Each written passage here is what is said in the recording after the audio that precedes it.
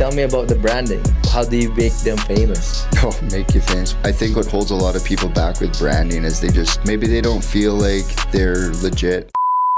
Ladies and gentlemen, welcome to the Real Hustle Show with Marlou Merilles, where excuses gets crushed, 9-to-5 mindset gets broken, and we only talk real business, real moves, and real money. This show is all about the grind, the grit, the growth, and the glory. And for today's episode, we have another special guest. This guy is a real estate investor, Canadian real estate investor, educator, and coach specializing in upmarket acquisition. After transitioning from the music industry into property investing, he has completed over 200 deals across North America and served as a head coach at Black Card U. He hosts the podcast Real Estate Tonight and works with both beginners and seasoned investors to build deal flows, investment mindset, and brand presence. Welcome to the show, brother.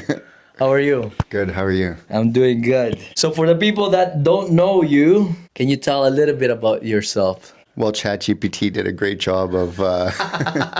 Chat, shout out to you, Chat. Yeah, I've been doing this now 10 years, just over a decade. And it's been interesting. You know, I never thought I'd be in real estate investing. Like, I really thought that the music industry, would move and that it would go. But, you know, you've seen how many people don't make it in the music business. And it's not so much that you can't make it in the music business, is that it's changed dramatically. Why do you think it's harder for people to be successful in the music industry? I think musicians are not great business people. That's one of the reasons I got out of the business, is because imagine you're in the real estate, we're in the real estate investing, right? Imagine everyone you dealt with had very low business acumen and just thought that everything would just work out. Because I'm going to be famous, right? And then it works out, right? That's the thing. So a lot of the times I just got kind of tired of them not taking it seriously. And then there was a lot of shifting things. We had the music label, and then the other partner in the business, he passed away. So then the whole label kind of fell apart, and the space I was using for the music business fell apart. So I was just sitting there kind of in between things, and I was like, I got to do something different. And then what popped up on my Facebook feed was Stefan Arnio, and he said, looking for an acquisitions person. And I actually met Stefan through his student union called Band. So we were doing shows through the student union, University of Manitoba, and that's how I originally connected with him, and we were Facebook friends. So I started seeing him because he graduated and I took over the University of Manitoba Band. Okay. And I ran that for a year, and then I went to University of Winnipeg. Yeah, so he was also a musician, right? Yeah. And so he was taking it very seriously on the business side of being a musician. He was putting shows like a promoter. He was, running the band like a business. But when it all came down, it was the same problem. The people in the band weren't taking it seriously like a business. And that goes all the way through music. And maybe it's just that you have to dig deeper in the music business to find people that actually take it seriously. But there's a lot of people that want to do music, but they want to be musicians. But when you look at it, it's actually the music business, and they don't spend any time on the business side of things. And so they never get off the ground. It takes money to promote and ads, and think about what we spend to get business to happen. But in the music business, they're just well, I'm so talented in my song, and it's just gonna happen. I know a couple of people back in high school that were singing, putting shows, but still ended up with doing whatever, right? Because I would always say this to every artist. I'd say, look, talent is 40%. The grind is the 60%. And you can have the least talented, you could have 0% musical talent and 60% grind and make it in the music business. Yeah, that's right. So that still kind of applies to what we do in real estate. You look at some people who just grind so hard, and maybe they're not super talented, but they grind so hard that it works. And then there's some people, I don't know, it's probably a little bit like me. I'd like to think that I kind of coast a little bit. I could grind harder. But that composition, if you want to have a passing grade in whatever business it is you're doing, it's got to be a composition of talent and grind. It can't just be like, I'm so talented, I'm going to get signed to a major label and now I'm a musician. Well, how did you get started with the music industry first, though? I started in my basement. I was doing music, my own music, recording my own band and stuff like that. Were you singing? Yeah, singing Oh, and no playing way. guitar. Give me and some doing all that. sample, man. Go find it online. Go find it online. There's a lot of embarrassing. Yo, we'll put on the karaoke right now. Yeah, we could do that. Just, if you Google it and you do do a deep dive, you can find some embarrassing musical stuff and some good stuff, like the last record that we did called This Side Up with me and my brother and Kyler. You know Kyler. So we put that out, and what kind of happened is I was doing it for myself, and then you go and have a show, and then someone's like, oh, I was listening to your record, can you do it for me now? And then suddenly I'm a recording engineer, and I go, and my buddy's moving out of his recording space, and I'm like, I'll take that space, $800 a month, because I'm working in my basement like this. And my roommates are tired of me like telling them to keep it down. They're like watching TV on captions so that it doesn't affect the recording. So I had to move out, start a business, move into this studio space, and yeah, I did that for almost a decade. So No way. Was that a grind? that was a terrible grind. Really? A terrible grind. So That's after interesting. working on the music industry, you said you ended up working with Stefan, and you met him through his Facebook. Facebook. How did that transition from working on the music industry to kind of trying it out as an acquisition person on his On business? his team, yeah. Well, I was actually the fourth, I think I was the fourth no or way. fifth guy Okay. to try the business. And so I was working that during the day because I said, if I'm going to do this thing, I can always work nights because the music business doesn't start until like 7 o'clock. And then I go till like 3 in the morning or something. So I would work the business in the day, like regular real estate, 9 to 5. And then I would work in the studio like 7 to 3 or something and over again because I had to still make money when I started in real estate because you don't just like, it's not like you're making money on day one. There were some things like little cash things, but it took me like 8 weeks or 9 weeks to get into my first Deal? Yeah, the murder house. Weeks, okay. What's the murder house? I never. There's a house on Magnus. This is the first acquisition. We had to get the offer to purchase signed with the agent, had to go to the jail and get him to sign it because he had killed his neighbor. He chopped him up and he put him in the stairs. Oh, wow. And so when the contractor was going through the renovation, he's like, oh yeah, we found where he lifted one of the stairs up and jammed him in the body in the stairwell. That's crazy. Did it stink? It didn't stink? No, because they'd done all that remediation and stuff like that. Like it's already been cleaned. No, I mean when you guys were walking through the house. No, the body wasn't like still there. This was like he's already in jail. So it had been, at this point he had to sell the house because he's in jail and he's going to be in jail for a while because he murdered someone. What he did. But that house was a terrible acquisition. Like we paid too much. The CBC put the address of the murder. They're not supposed to do that. They put it on Google. So anyone who Googled it would see, oh, here's the house for sale. And oh, here's the murder house. It's a murder house, yeah. At some point, because we held it for like a year and a half, at some point someone came with like a steel cross and like pounded it into the front yard to like make a like a burial in the yard and stuff. Like people paid tribute. Your first deal is not your best deal. Let's just say. Then what happened after that? Once I figured out how easy it was to actually buy property, I just went full on because we had all this financing. You know, we had millions of dollars to spend every year and we had to deploy it or the capital goes somewhere else, right? Either you use the capital that you have or the capital is going to go to a different deal. Do you know how much would be like the most amount of money he made in one single year? What, the company? Yeah. Well, just from the real estate side. Before he started coaching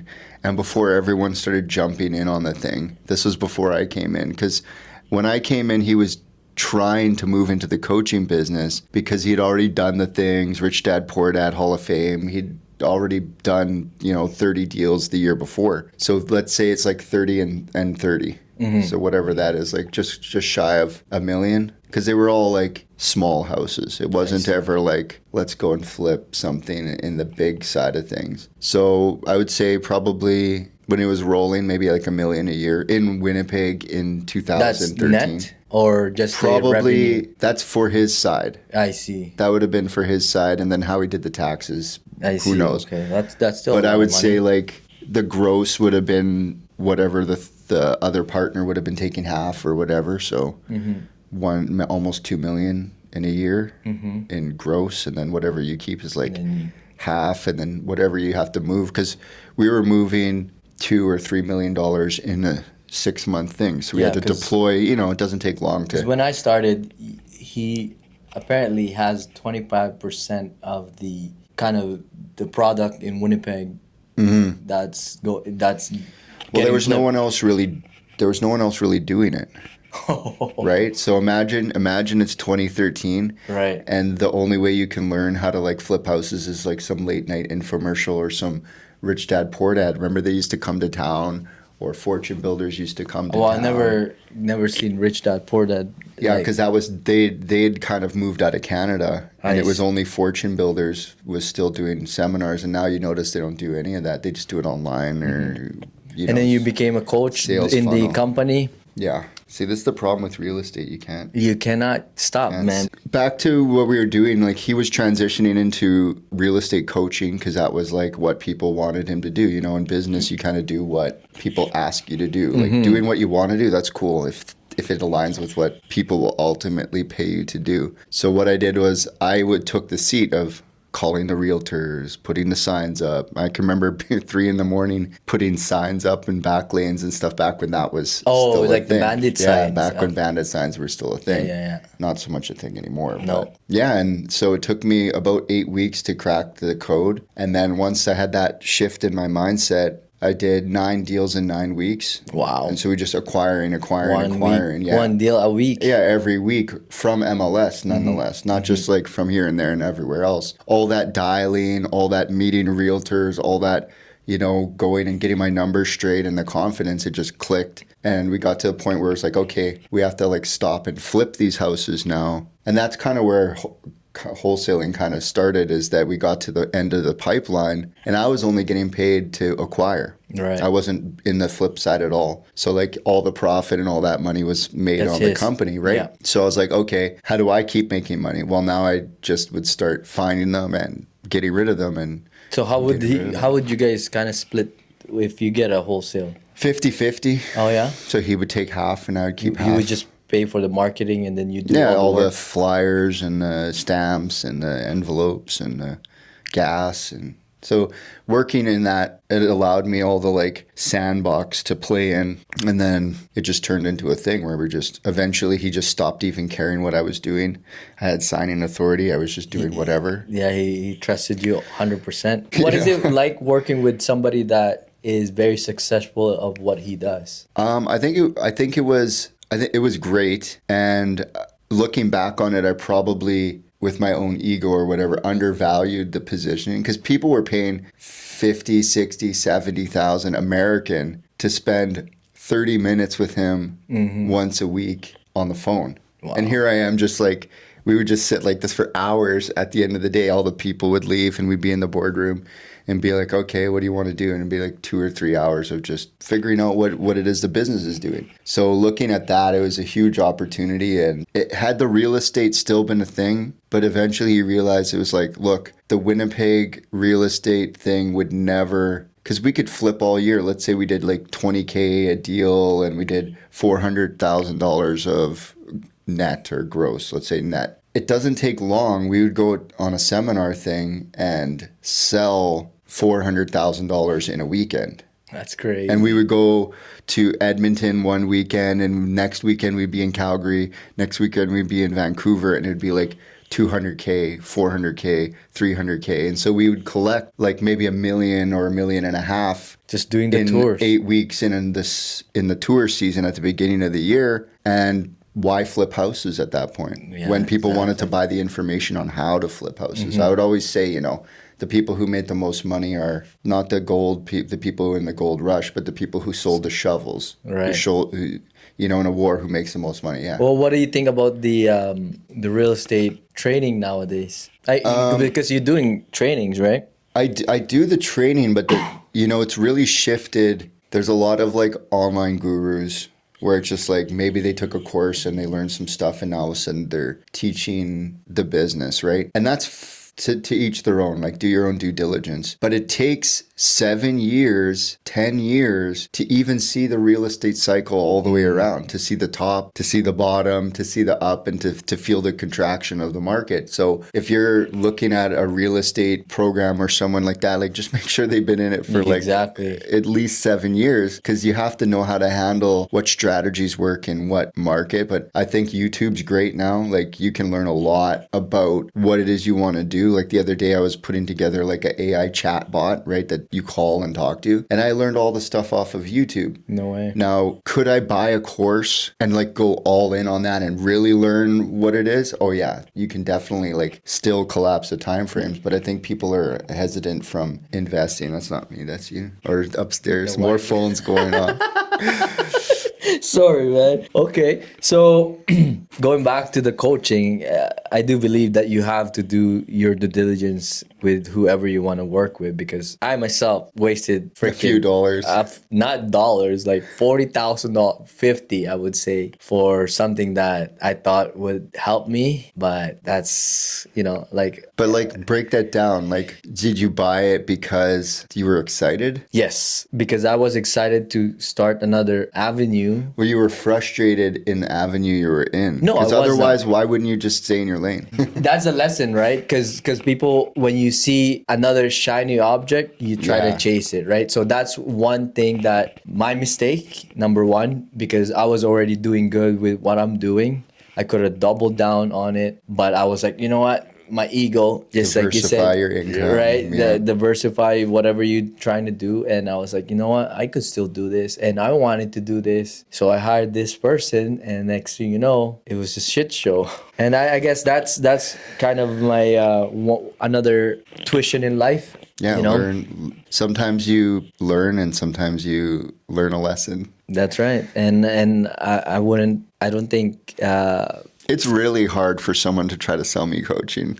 Well, now like when they it get is. on, when all these things, they're like, "Oh, let me sell you leads," and I'll take the meeting and I'll listen to them, and I even know what like sales program that they got trained on because I'm hearing them use those things on me, like this and that and the other. So if I catch just a little bit of their sales training or where it came from, I'm like, okay, so this guy's no further ahead than I. Then you do. Okay. So I'm always like. Well, for me, I think the reason why I trusted the guy so much is because the guy that coached me knows him well. Mm-hmm. So there is the trust there that this guy is not gonna screw me over, right? And then everything went to south, and that's it. I didn't learn anything.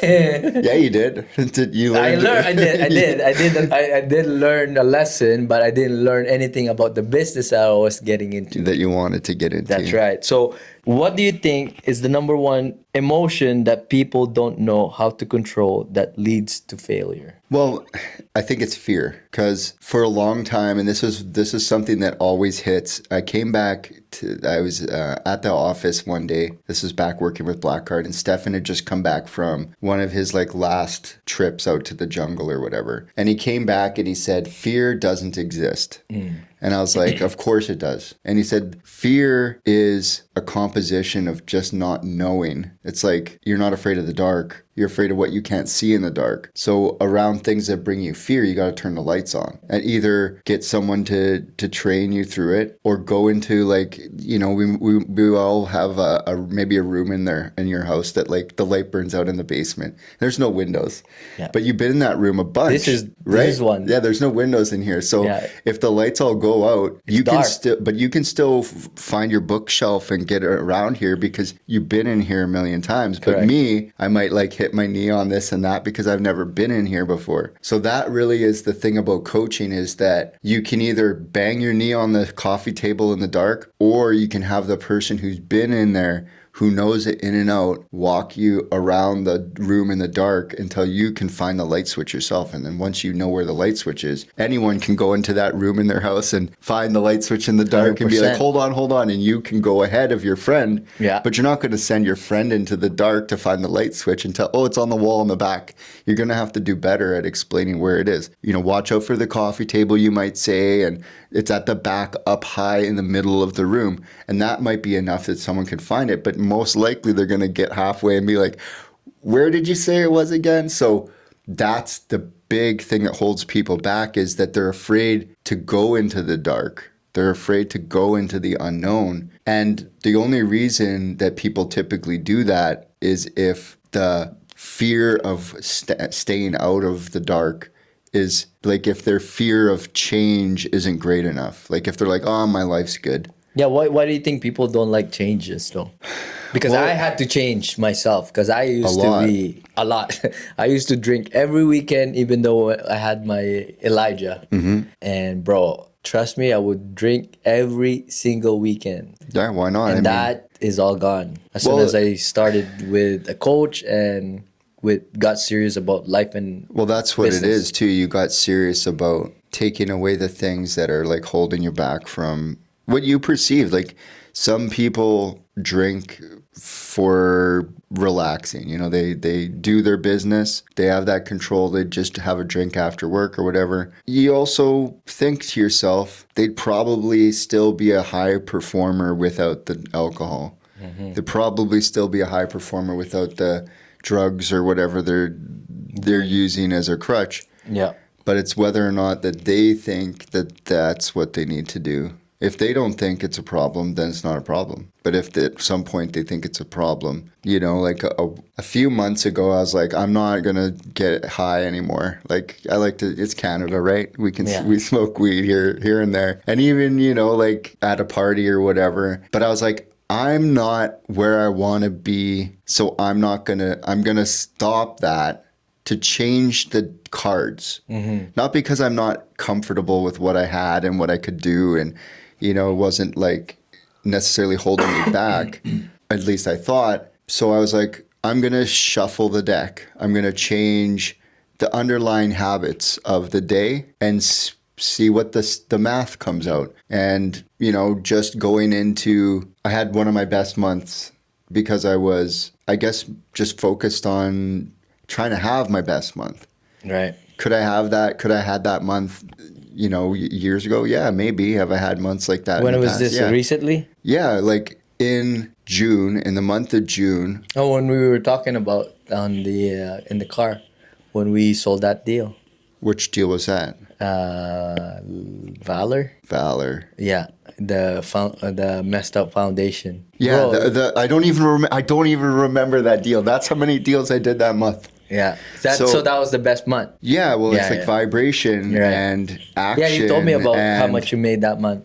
Well, you know, and I've been really into the business of like co-sailing. When I started wholesaling, I was like, I'm going to keep all the money. But in the co-sailing business, I was able to like disposition with you and with a couple of other guys where all I had to do was like bring the meat to the table and let the butcher do his thing and just send it out and we all eat, right? Yeah. And so had I grinded it out both sides and got all the money, it would have been like 200 and something K. But splitting it off with everyone, you know, 3 people in this deal, 3 people in that deal, 2 people in this deal, 2 people in that deal, it ended up being, for the amount of energy that I put out there, a pretty good month. But it does go to show that you can either have all of it, and who's to say I would have even have gotten those numbers if it was just me, right? Right. And then there's a thing to say about focus in that too, is that I was acquisition focused. Just find deals, because the person at the end of the day, who always gets paid? The person who's got the contract. Correct. And so I was like, I'm just going to get contracts.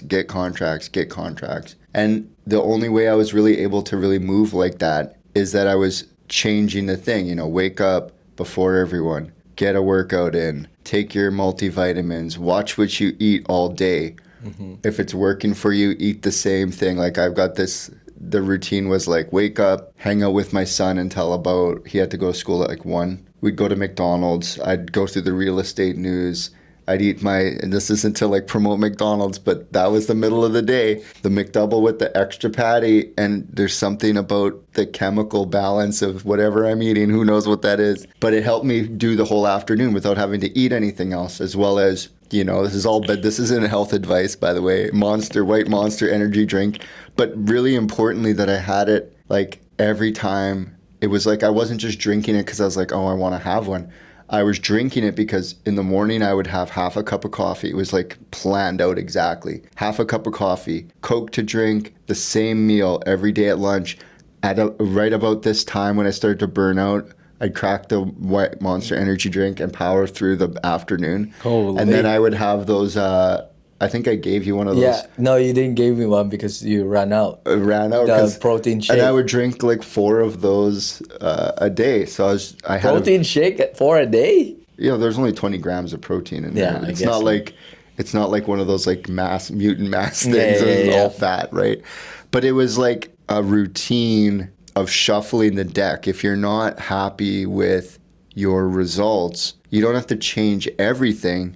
But you should look at what you're doing and say, like, how can I take some stuff away or add some stuff? Do some split testing and figure out how you can get more energy. Because that's all that we have in a day. Is like, if you're feeling like what did you eat? And take that off the list.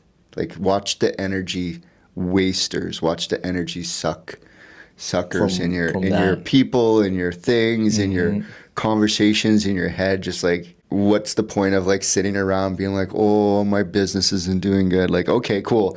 Spend 5 minutes on that and stop wasting your energy and do something about it. Like, throw it into chat. My business is sucking.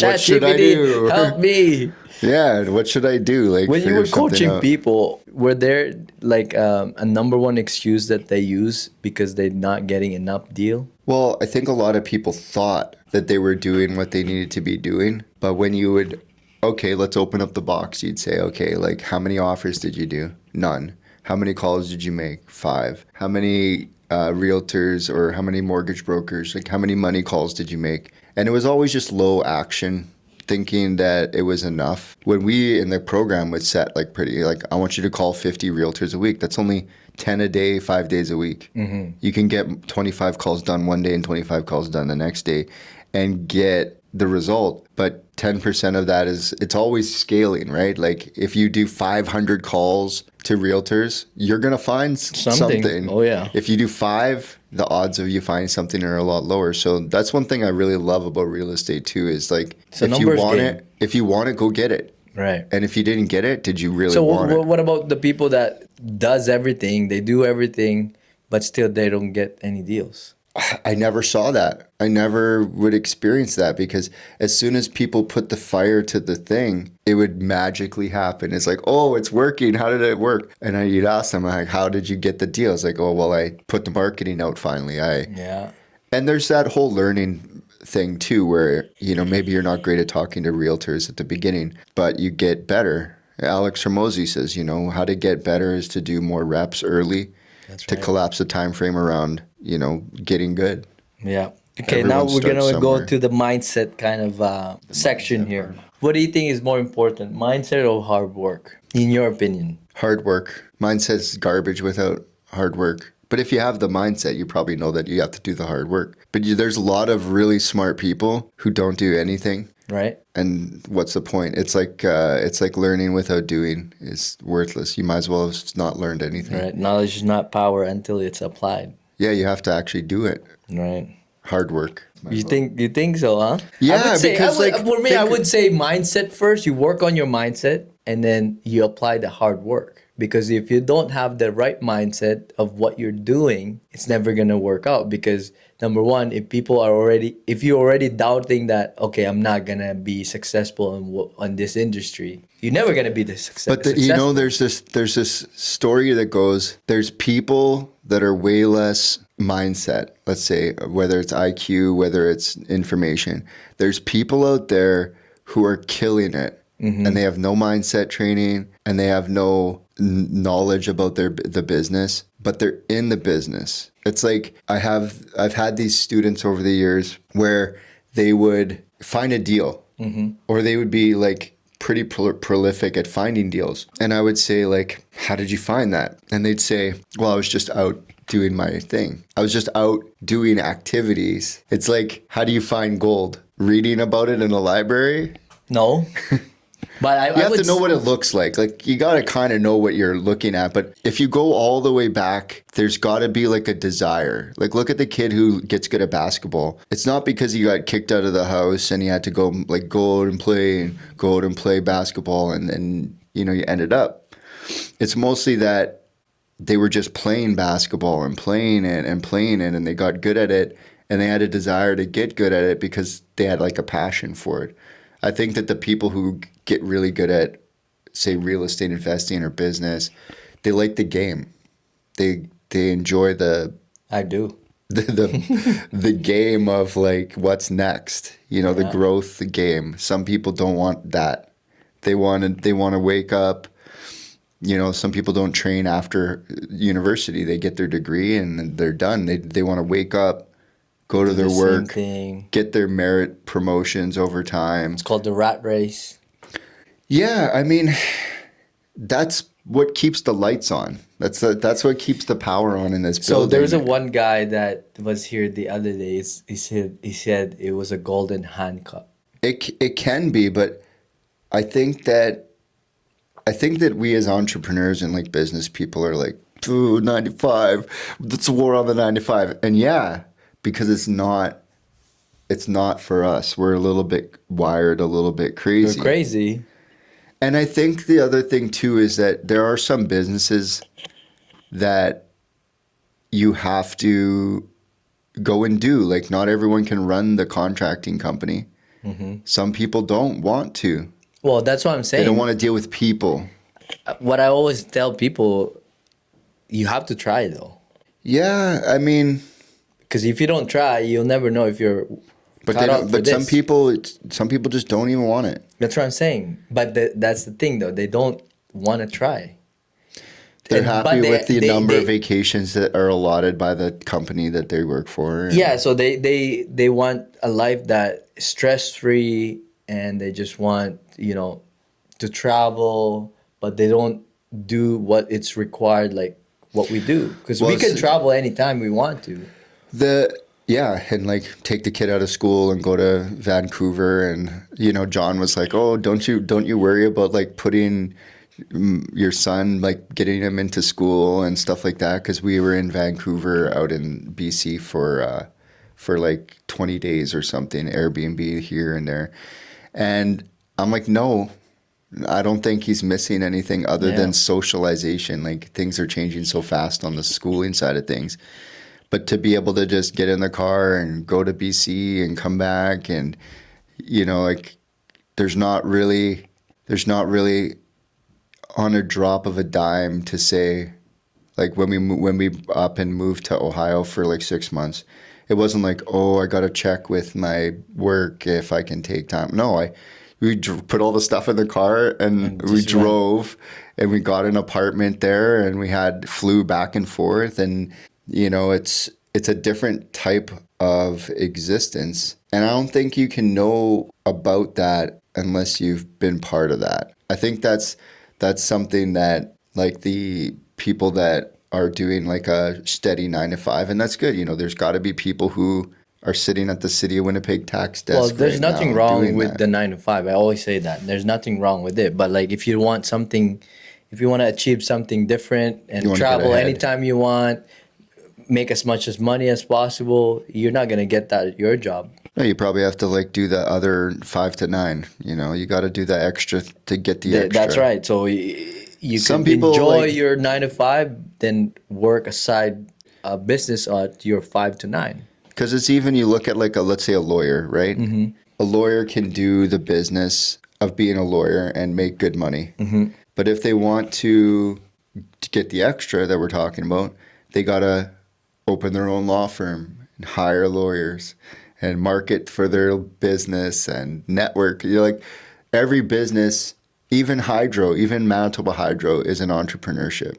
They're out there hiring all these people to keep the lights on, yeah. but there's a part of their business of selling the extra electricity to the United States.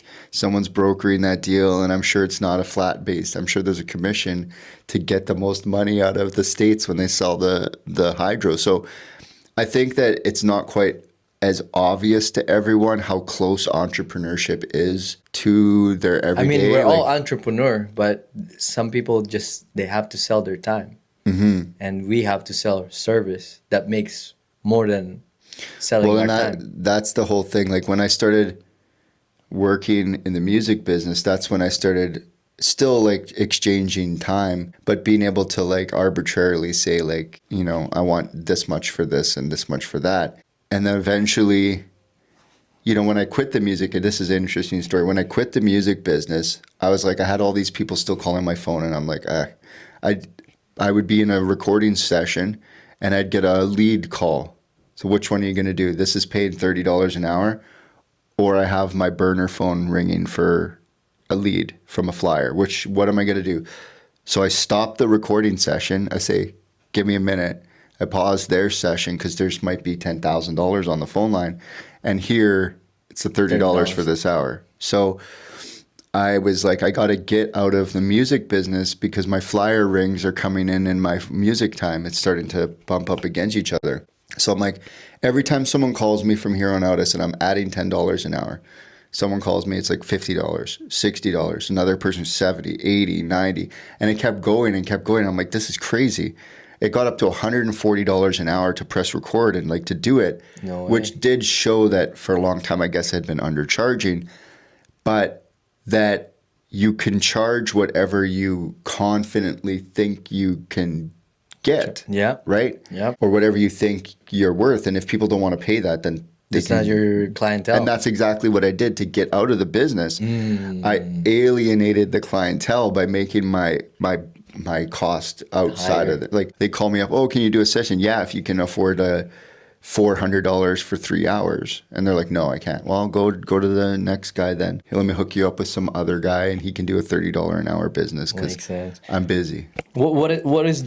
What's the one mindset shift that transformed how you operate and think?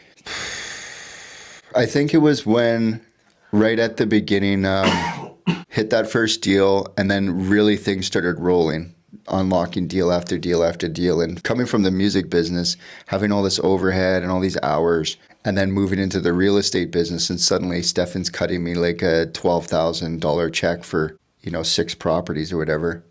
And I thought that was a big deal. Like, if I gave you want a $12,000 check for 6 acquisitions? You want a $2,000 wholesale fee? That was what it used to be. But anyways, that's an aside. The big mindset shift, after doing all that stuff, I unlocked that kind of like, more money, but kind of like a freedom of movement around. And I was standing in my brother's living room, and I remember thinking, anyone can do this business. Anyone can do real estate. You don't have to have a degree. You don't have to be that bright. You don't have to be you don't have to be special. A+ student. No. You can't. You don't have to be. You know how many... I'm a C- or maybe F. But you know what? Yeah, right? And there's people in this business that were probably like that, but it was that there's a hustle element. Yes, that's why we're the hustle show. There's a hustle element and this, that, and the other. A lot of my students in Black Card would pay their tuition for bronze in cash and knew how to hustle, let's just say. They knew how to move product, find product, negotiate. And it wasn't that they learned that in school. They learned that in the streets. These were some of my best students were ex-gangsters. They knew how to find product. They knew how to get product. They were perfectly fine asking for more on the product that they found. And you wouldn't say that like on a technical IQ scale that these guys were like on the top of the chain. But they knew the game of finding, moving, selling, negotiating. And they did as well as the higher up on the IQ scale, you go in real estate, the more difficult it is for them to take action, because there's all the doubt and the fear and the analysis. They'll do tons of analysis. What is and that do word nothing. that people are very technical? What is that? C-type. Yeah. What do you call that? Like an analytical frame. Yes, analytical person. So they'll get into analysis. They'll put themselves into analysis paralysis, just thinking it over. Me, if I know you can make money on that thing, bro, tell me how to do it, and I'm going in. Yeah, and a lot of people didn't make it. The people who didn't make it out of the coaching thing, because there's some people who graduate and some people don't. Not everybody makes it. It's like 60-40 win to lose, which is pretty good. Say 60% of your students make it, 40% don't.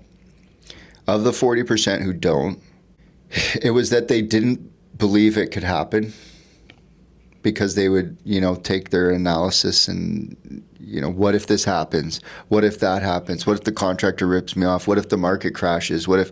And it's just like, okay. What if you break your hand the first time you go to dribble a basketball because you want to get into basketball? What if you break your hand? What if you fall stepping out onto the court and break your arm, and now you're never going to be the greatest basketball player of all time?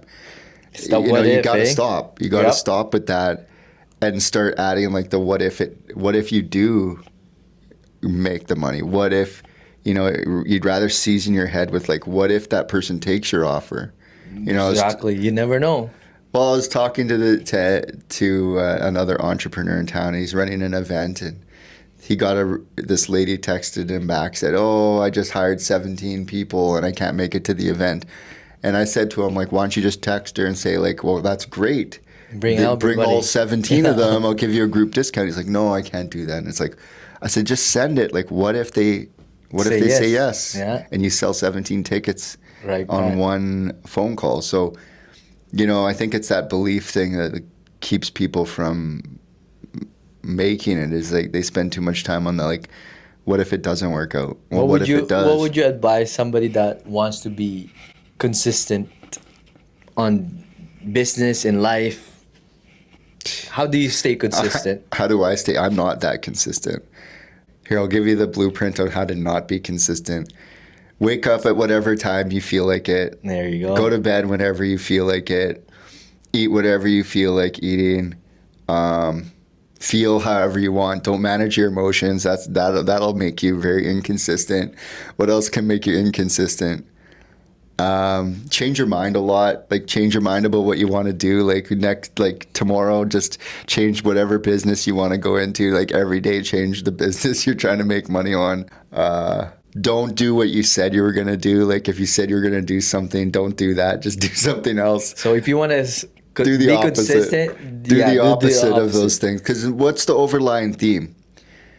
If you listen to all the things that I just rattled off that make you inconsistent, it's all a lack of a vision that's bigger than the person, right? If you have a big vision, your vision includes like being fit, like you've been in the gym like crazy. Yeah. If I'm like, let's go eat like a pile of McDonald's, are you in? No. Exactly, because it's not in your vision box. It's not in the vision of the future. So when someone changes their business constantly, they don't have a vision of what they want in the future. When someone lets like a bad day like drown their emotions and kick them off the horse, it's the vision that keeps you on the horse. That's it's right. The vision that has you making the offer on 17 people to come to the class, because it's in your vision that you're going to fill that room, instead of like, if it happens, it happens. If it doesn't, it doesn't. If I get that deal, it doesn't get that deal. Maybe it's not for me. Yeah, like there's always another deal coming. And it's just like, yeah, if you have no vision for the future, you're already there. There you go. You're already there. Now, sales and negotiation is very important in our industry. Yeah. What would you advise people on how to become better at it? Well, I think when to rewind it, I've had sales training and negotiations training pre-COVID, and that was a different era of what people would believe. Like, belief was in a different position. So it used to be you could tell someone something and they would believe you. You need to sell your house. Yeah, you're right. Now, after the belief is kind of broken, because like all the stuff that went around with lockdowns and stuff like that, and like they'd say one thing and next week they change the rules, yeah. and next week you can go out, and no, you can't go out, and the numbers up and down and sideways, and like you didn't know what to believe from people outside yourself, and you were locked in your house. So really all you can believe, like imagine being a single person in COVID in your crazy, apartment, man. alone. They'd be like, you can't go outside. Like you can even have a bubble. So you're just like on Zoom calls and stuff. And so sales and negotiation changed after that whole period because people only believe themselves now. So when you're looking at the training, you're looking at like, yeah, there's stuff that you can learn about follow up and consistency and stuff like that from some of these older text manuals. And human nature doesn't change that much when it comes to negotiations and good cop, bad cop, and all these different frames and stuff.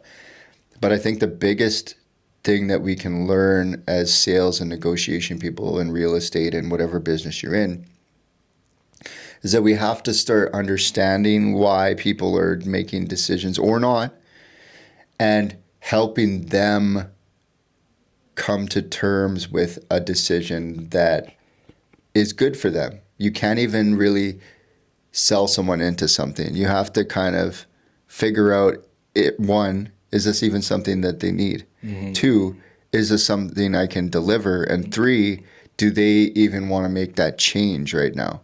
So when you're doing like sales changed from telling, oh, it's going to be the best and based on what you said and all this stuff, to figuring out what it is that they actually want to do and if that aligns with what it is that you do. And if then, now we can start talking about, okay, the implementation, with your permission, based on what you said and based on what I do, with your permission, I can tell you how I get that result for people in the business that I'm in.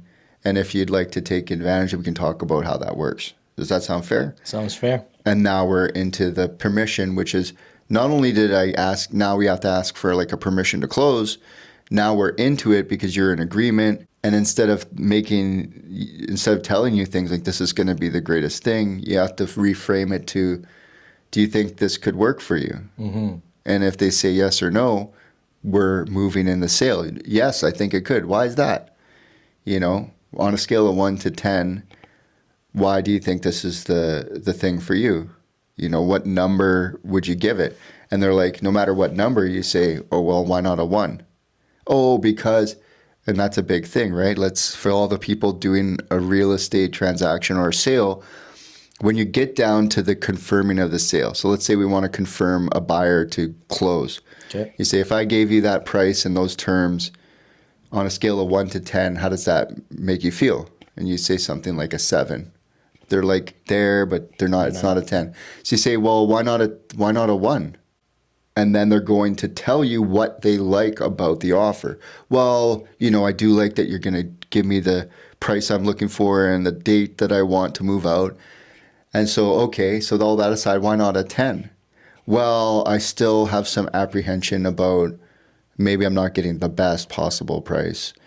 And now you've opened them up by having them challenge their own belief about the sale. So how do you turn that into a 10? Are you just going to give them their price? No, we're going to try to so you say, okay, why not a 10? And you say, well, something about the price. You say, you want to quantify that at least 2 or 3 more times. You say, well, why is that though? Well, my realtor said that I could get 275. And you say, yeah, because the realtor is going to eat the difference. And then you can put that away. Now we're at an 8. And then they might say something like, I was thinking about maybe working on it myself. And they're going to, the things that make it not a 10 are usually not true. And so when they tell you what it is, maybe they're true. Maybe the realtor can get them more money. But does that align with your timeline? Does that actually a solution, or is it just about money? And so by having them frame it on a scale and then go to the 1, and then they're going to tell you, well, what's so good about it? And then why not a 10? And the why not a 10, you can then shoot it down in the frame of, it's usually that they have something in their head that they think is true that's not. So like the realtor said, I could get more money. Yeah, but the realtor's going to take it in commissions. With me, there's no commission on Well, this what thing. if they say, well, I haven't talked to another person that do what you do? You can talk to a lot of people that are like me that do what I do, but are they going to be able to provide you this? Maybe, but I'm here right now. We can do this deal. If you would like to feel more comfortable exercising that, I just can't guarantee that when you call me back that I'm going to be still around, because I'm buying houses all day. I might be on to the next house, and you call me back for that 260 number, and the next guy offered you 250, and maybe he came in less.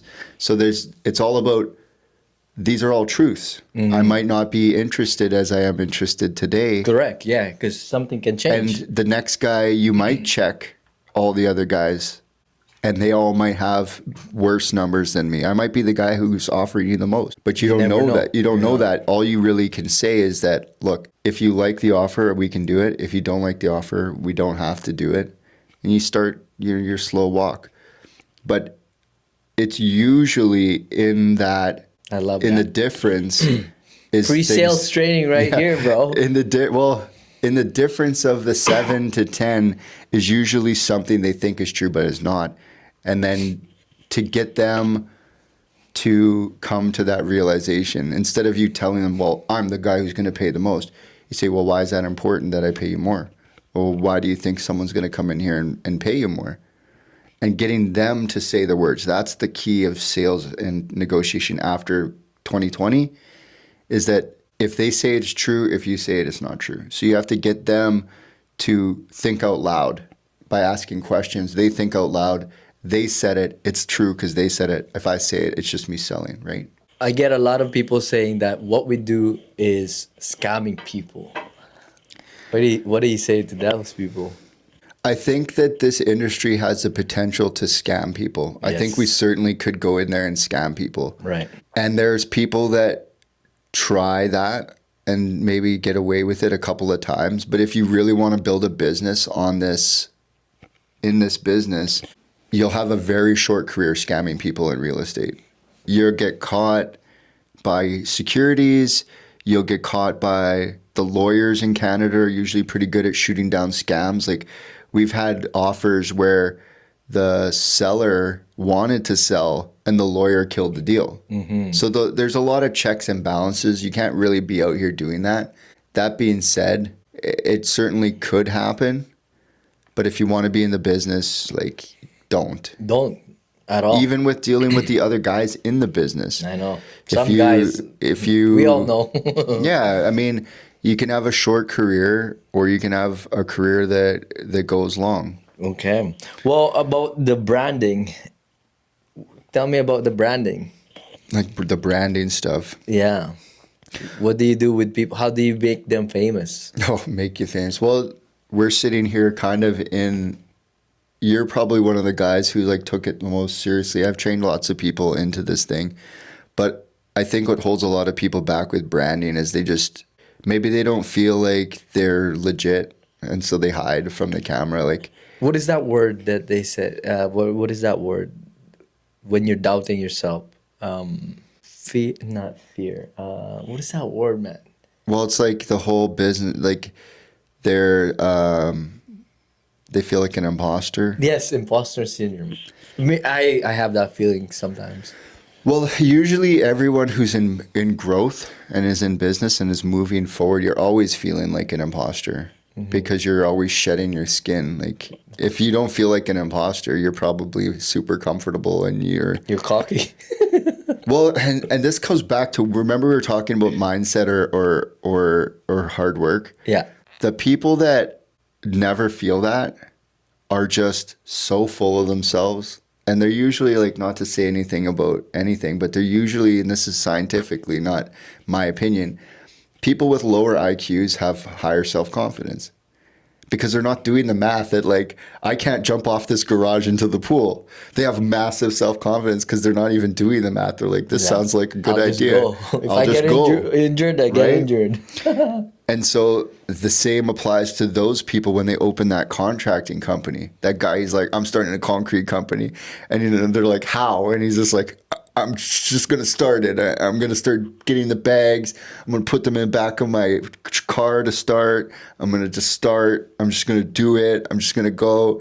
And then there's the other people who are like, I'm going to go and I'm going to register my business plan, and I'm going to get my corp set up, and I'm going to get my documents in order, and then I'm going to, put a website together and get my business card and do all that stuff. And it's just like, those people don't actually start a contracting company. So when it comes to the branding and the imposter syndrome, like, you just got to remember that there's people on the other side who have no self-doubt. They don't have that mechanism. It's not like something they're thinking about.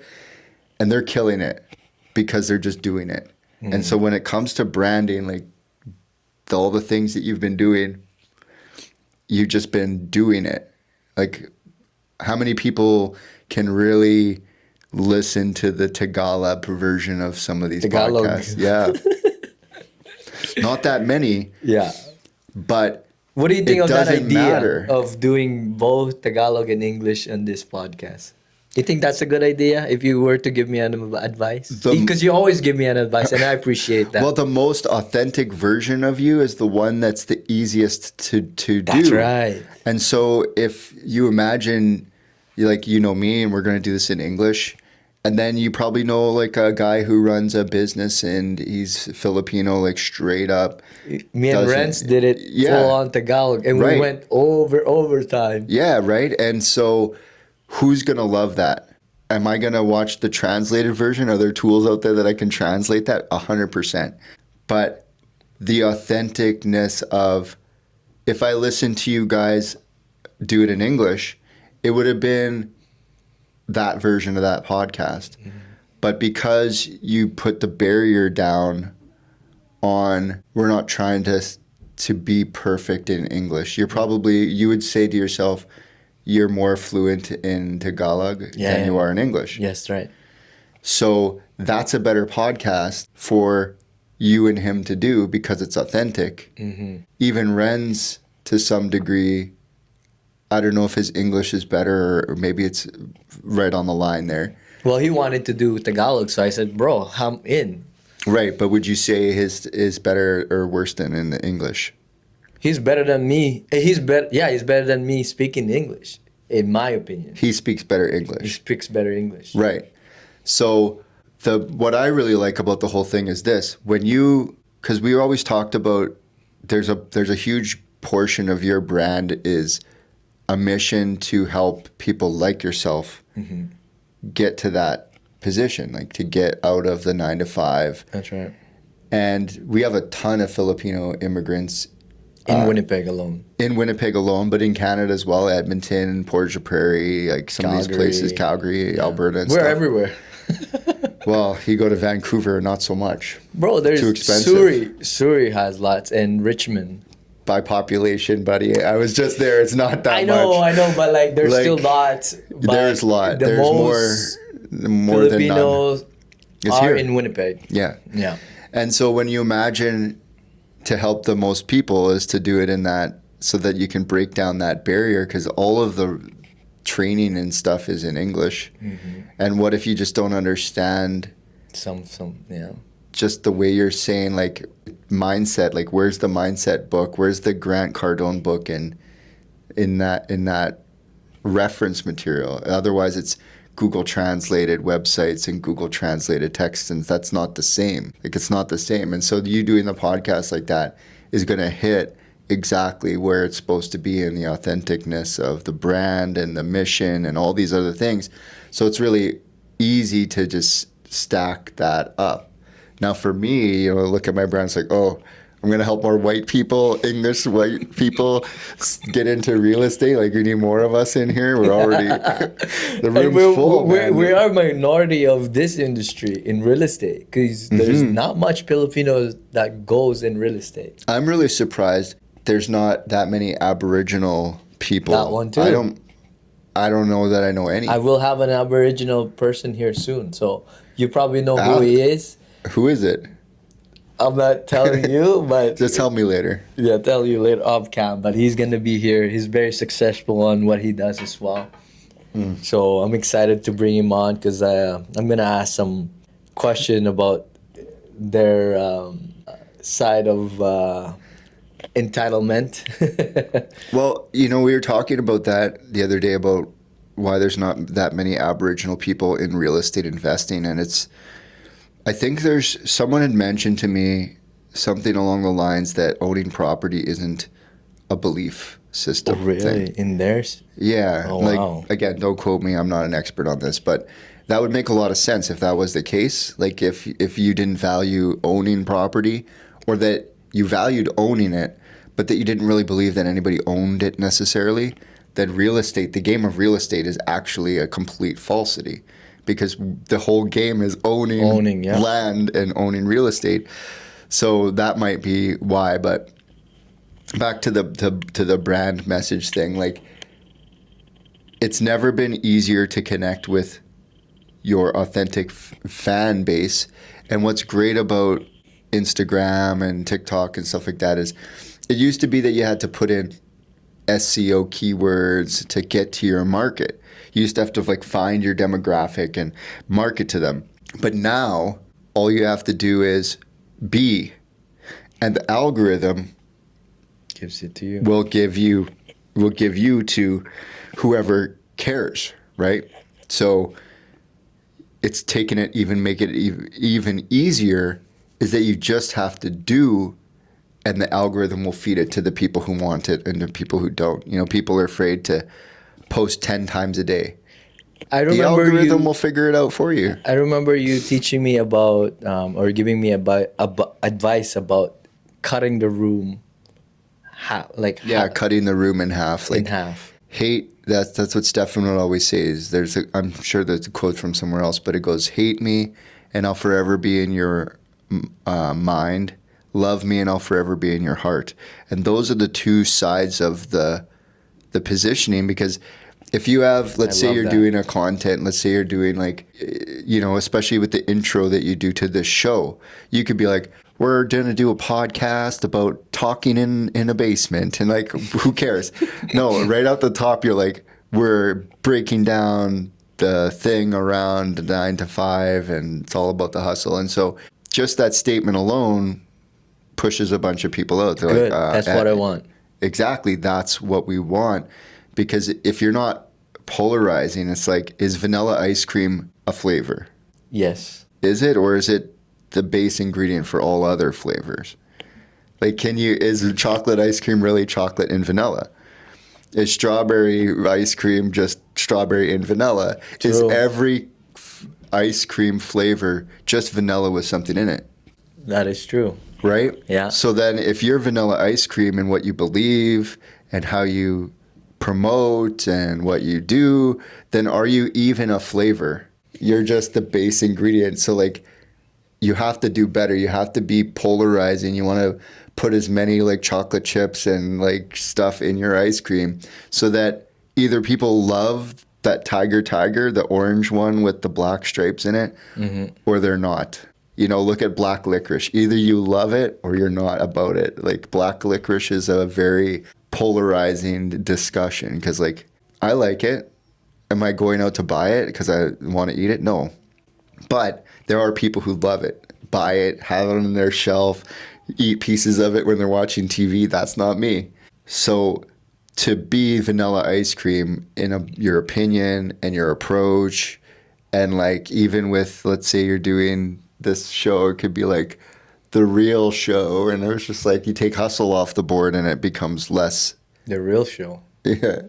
Well, then it becomes even less valuable. So it's like, I see the what you more mean. chocolate chips you can put in to push people to the left or to the right, do I like this or do I not like this?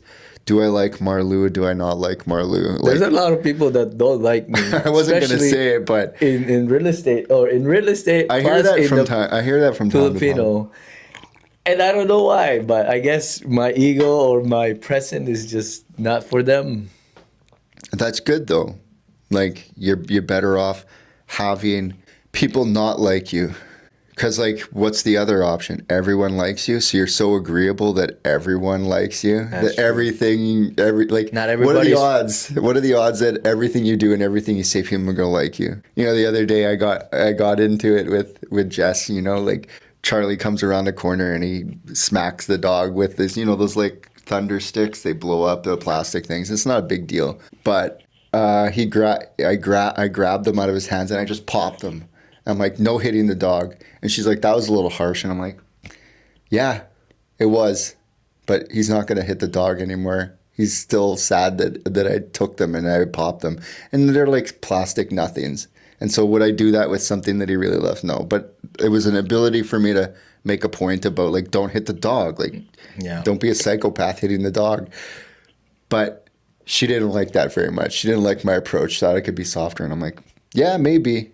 But you don't always have to, like, agree with, everything. Like, yeah, agree with everything, which means you probably stand for nothing. That's right. Right? So if everyone loves you, you probably stand for nothing. You're vanilla ice cream. Everyone loves you. You're a base ingredient. Mm-hmm. But be something hard, Well, we're coming to the end of the show. What would you say or advise people who wants to start in real estate or in their business? If you want to get started, you should probably find someone who's doing it already and like stand on their shoulders. We used to do this thing, standing on the shoulders of giants is how you can see a lot farther to where you're trying to go. That's right. And so you don't have to pay for coaching.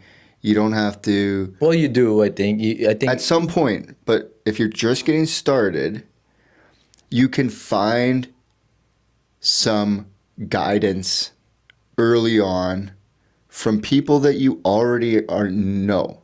Like, there's probably people in your family that could give you you could stand on the shoulders of some people in your family. Granted, that's not for everyone, but further out, friends, teachers, like if you're younger in school, or, a teacher that really helped you out. Maybe you're in your mid-20s, go back to your high school, find that teacher that inspired you and say, what do you think I should do with my life? Mm-hmm.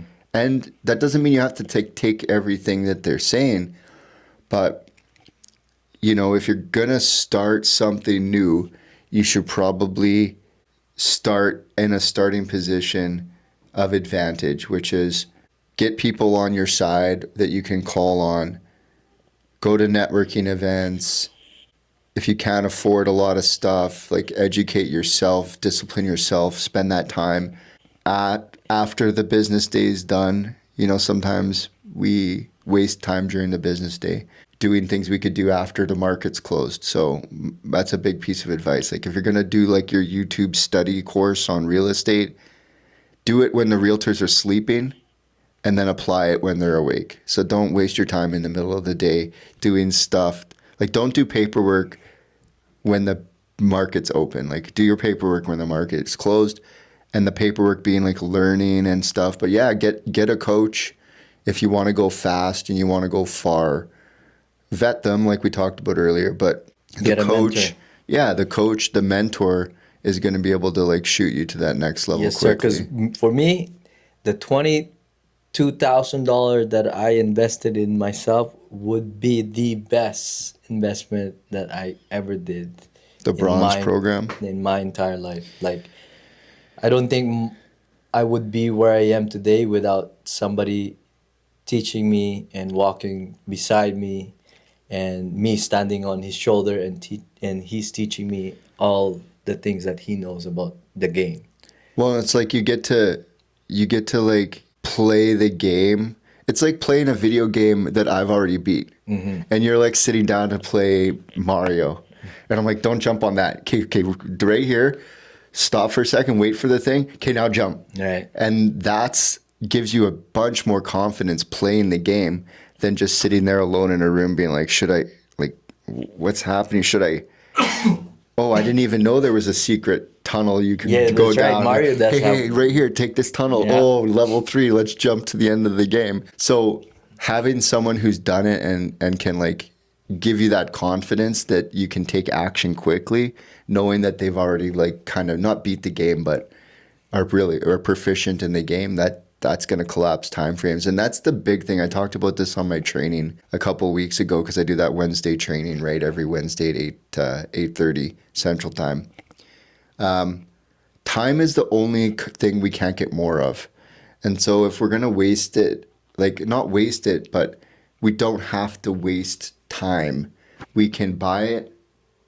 We can collapse the time frame in which how long it's going to take to learn. Like we don't have to learn the whole manual to the game to learn how to play. We just need to know how to get started. We can learn how it goes. And that's one thing that coaching really helps is like you started and they're just like, go do stuff. You don't even know why we're telling you to go do that stuff. You're That's like, right. go do that stuff. Why am I doing it? How do I do it? Use the script, go do the stuff, go hurt yourself, come back. Next week we'll talk about why you did that stuff. But right now we need to start doing stuff to get you to where you need to go. So Let's go. Lastly, brother, how can my community, the Real Hustle community, help you out? help me out.